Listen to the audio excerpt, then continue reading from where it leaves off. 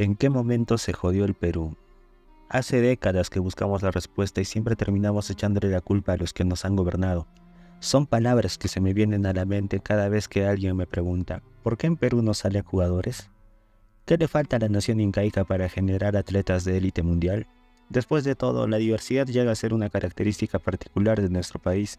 Tenemos una gran variedad de climas y microclimas que estoy seguro son la envidia de diversas naciones, una economía férrea a nivel internacional que jamás perdió la pulsada frente al dólar. De hecho, la moneda yanqui viene en horas bajas ahora mismo. Entonces, ¿en qué momento se jodió el Perú? Desde siempre la estabilidad política es un sueño en el peruano. Hace mucho que no tenemos un presidente que culmine su periodo sin complicaciones o que siquiera termine sus 4 años. Sé que muchos me preguntarán, ¿qué tiene que ver esto con el fútbol? Pues la respuesta es más sencilla de lo que parece, pero requiere cierto desarrollo para que sea mejor comprendida. El deporte en sí es un reflejo de la sociedad a la que pertenece. No puedes esperar que nazcan grandes atletas en una cuna envuelta de escándalos políticos y coyunturas sociales, puesto que recordemos algo, el fútbol es lo más importante de las cosas menos importantes. Por ende, si no solucionamos los temas sociales, tales como corrupción, pobreza, ignorancia, desigualdad, salud y educación, es muy poco probable salir a hablar del por qué somos malos pateando una pelota.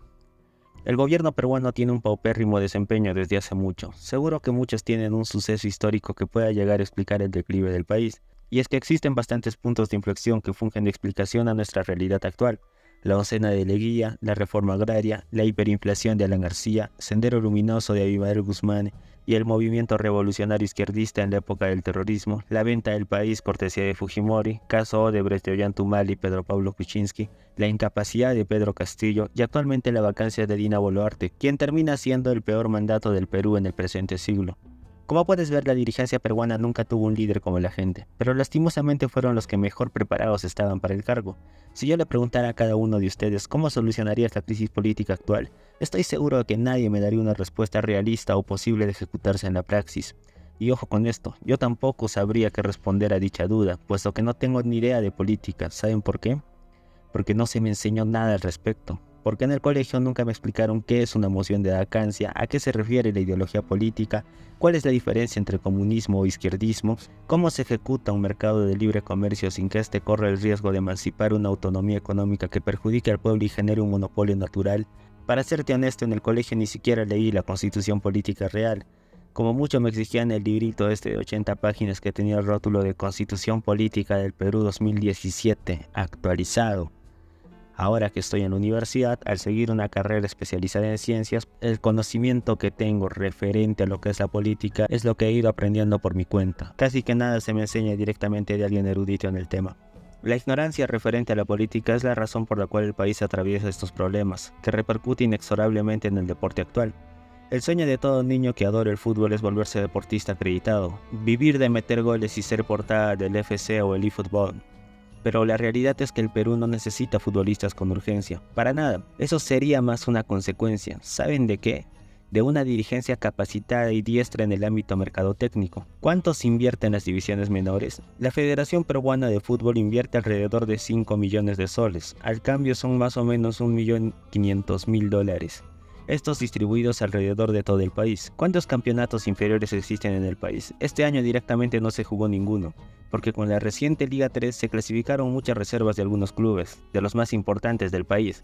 Una liga entre muchas comillas, ya que la palabra liga no tiene caber en este momento, puesto que estamos hablando de que ahora entraron a cuartos de final, absurdo por donde se vea. Viendo este torneo nos damos cuenta del por qué en Perú no emergen nuevas estrellas. El amateurismo es claramente notable, muchachos que se nota claramente que juegan enteramente con talento, casi con nada de esfuerzo físico, y el poco que llegan a hacer, si lo comparamos con una persona común y corriente, es notablemente superior, pero ya si lo comparamos con atletas de otro país, quedan mucho de ver. No es un secreto para nadie que el físico de un jugador juvenil de otros países es muy superior incluso al de un jugador peruano de la selección mayor. La alimentación es vital en la vida de cualquier atleta. Es obvio que en el Perú, muy pocas familias serían capaces de sostener la dieta de un deportista, y el club no estará dispuesto a gastar en un niño que más que un seguro vendría siendo una apuesta a futuro. El club que más invirtió el año pasado es Alianza Lima, club que designó 20.000 soles por persona. Si tomamos eso, le quedaría alrededor de 55 soles por día. Yo les pregunto, ¿con 55 soles al día alcanzaría para que un joven se alimente bien? Ni que tu mamá fuera harina, huevón. No hay manera de que esto sea ligeramente sostenible. Y ojo, este es el presupuesto dicho de ellos mismos, de la dirigencia de Alianza Lima. Seguramente es mucho menor a eso. Pero al margen de eso, son el club que más invierte. Imagínate el resto. ¿Cuánto puede llegar a invertir un club de provincia? Otro tema viene siendo los referentes que todos los jóvenes tienen en el Perú.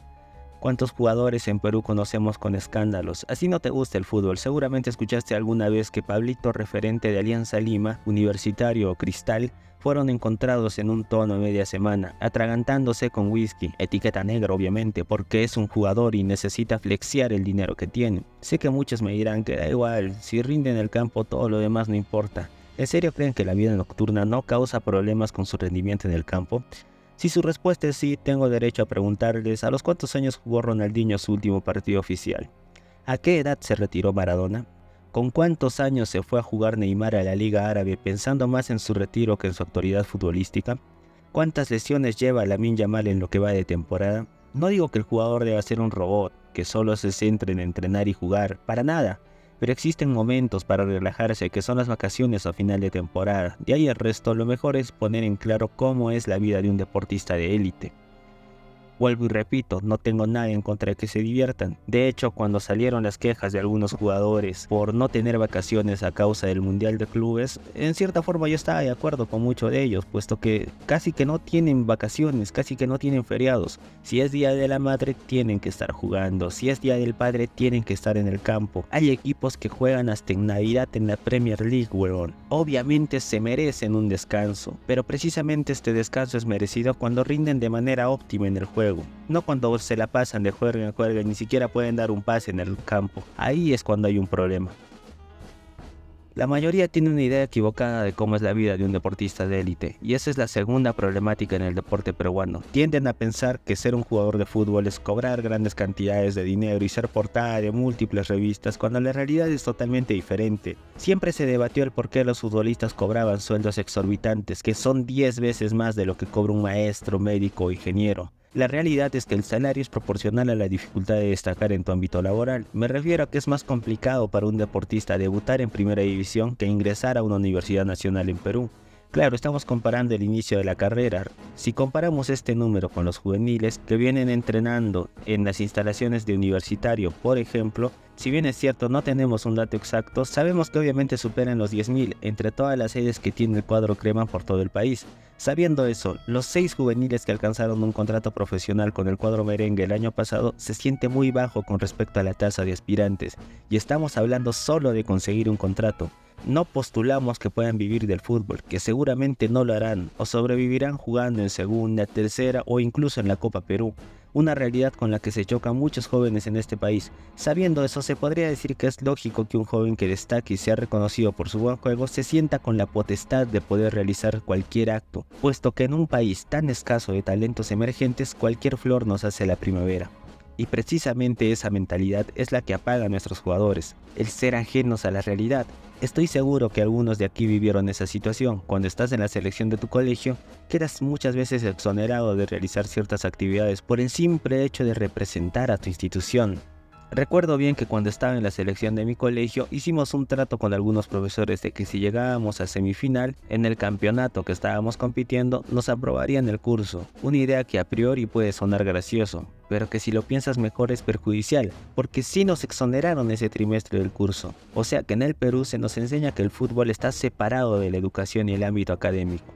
Con esta explicación te das cuenta del por qué los jugadores de Perú se sienten intocables. Es simple, toda su vida se les dijo que mientras jugaran bien se les perdonaba todo lo demás, mientras que en Inglaterra a un jugador que es acusado de violencia familiar por pegarle a su pareja se le separa del equipo e incluso algunos clubes borran toda relación cambiando gratuitamente la camiseta. Aquí en Perú se les contrata como jugadores referentes, o si los separan al final del día terminan por ser considerados nuevamente para que formen parte de la plantilla. A eso agregaré que cuando un jugador peruano fracasa en todos sus clubes en el extranjero, siendo siempre acusado de indisciplinado, regresa a la liga doméstica con el sueldo más alto de toda la historia de la liga, y cuando dicho club lo bota como un perro, siempre estará algún club de provincia dispuesto a contratarlo y darle vida a su carrera. Ahí es cuando te das cuenta del por qué se nacionaliza tanto hoy en día. Se busca jugadores en otros países porque la propia dirigencia es consciente de la negligencia que tiene con las divisiones menores, siendo tanto culpa de ellos como de los propios clubes. Ningún club de provincia ha sacado un jugador medianamente decente y su mercado es buscar algún chibolo de las canteras de Alianza, Universitario y Cristal, equipos que a su vez sacaban jugadores de Cantolao, Municipal y San Martín. No es coincidencia que cuando estos tres perdieron la categoría, mágicamente los tres grandes no sacaron ninguna futura promesa. Los únicos jugadores que podemos decir que tienen futuro ahora mismo son Joao Grimaldo y Jairo Concha, uno saliendo del Cantolao y el otro saliendo de San Martín. Ahora todo está más claro, ¿verdad? Finalmente tocaremos el último punto, la estructura de los campeonatos. Bueno, el campeonato realmente, porque es el único país de la región que no juega una Copa Nacional. Únicamente existe la liga y ya, o sea que los equipos peruanos juegan solo los fines de semana y listo. Razón por la cual todos los equipos únicamente arman un once decente y el resto de la plantilla se rellena con jugadores medianamente competitivos. Bueno fuera que sean chibolos, pero la realidad es que ni eso, porque como solo existe una competencia, no hay lugar al ensayo.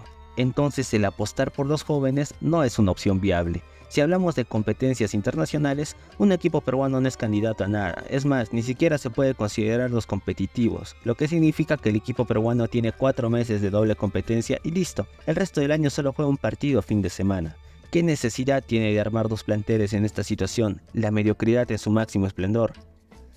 Tal vez me digan que ahora Alianza Lima y Universitario sí jugaron más de 4 meses, Alianza hasta septiembre por Copa Sudamericana y Universitario hasta agosto por Libertadores.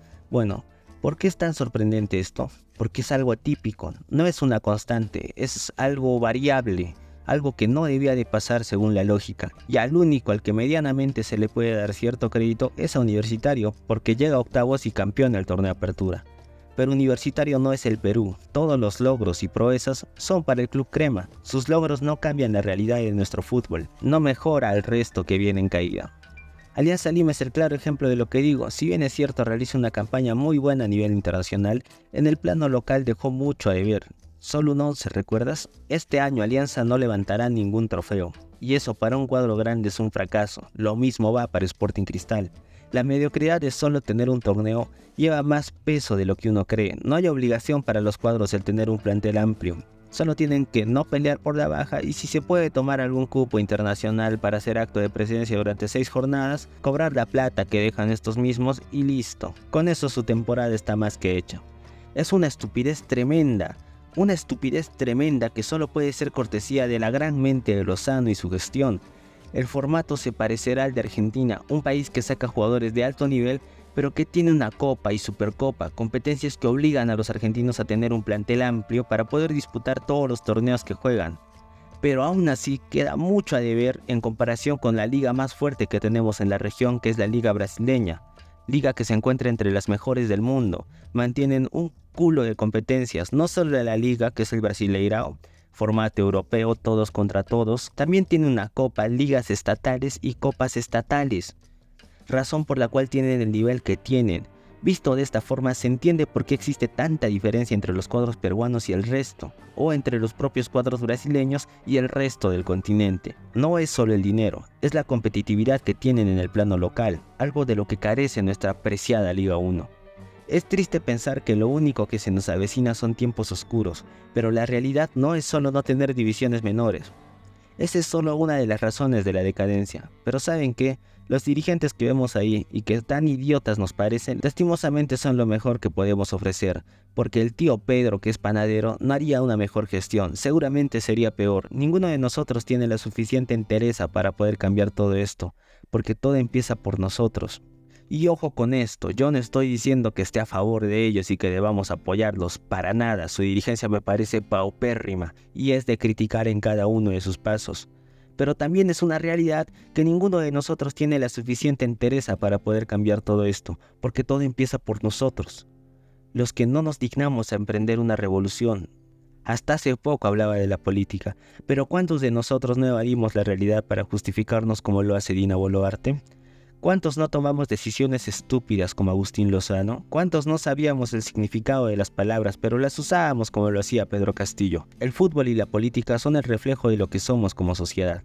Esta crítica no es solo para los que tienen el poder en nuestro país, también es una crítica para tus amigos que no devuelven el vuelto en una tienda, repartiéndose el botín entre todos y pasándose de vivos, tal vez incluso dándote tu parte para que guardes silencio. Es una crítica para tus padres, que eclesiásticamente te repiten que la mentira es mala, pero que te terminan educando a base de ellas.